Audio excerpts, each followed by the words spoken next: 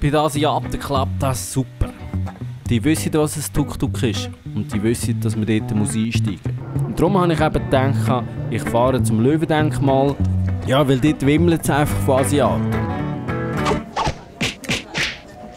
Hello, you wanna sit down in my tuk-tuk? I'm gonna take you with my tuk-tuk to a place you've never seen before. So let the dream. Ja, ich habe dann nicht wirklich Asiaten gefunden.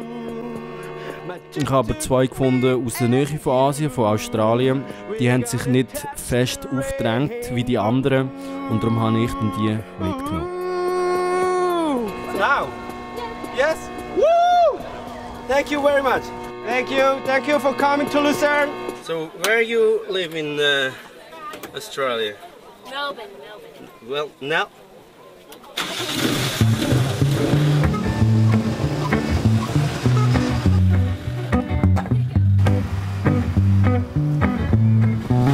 So now I show you another place. I'm really sorry, I have an appointment with my tattooist. And I show you this tattoo studio, okay?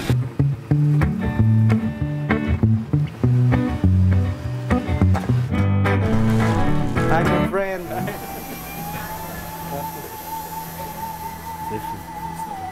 This is my bird, it's called Maiseli. And my Maiseli needs some food.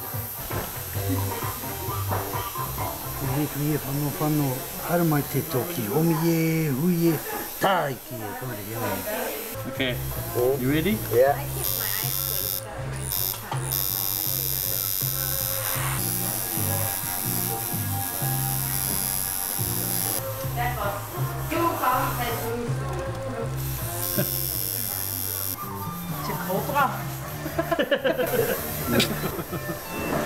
Thank you very much.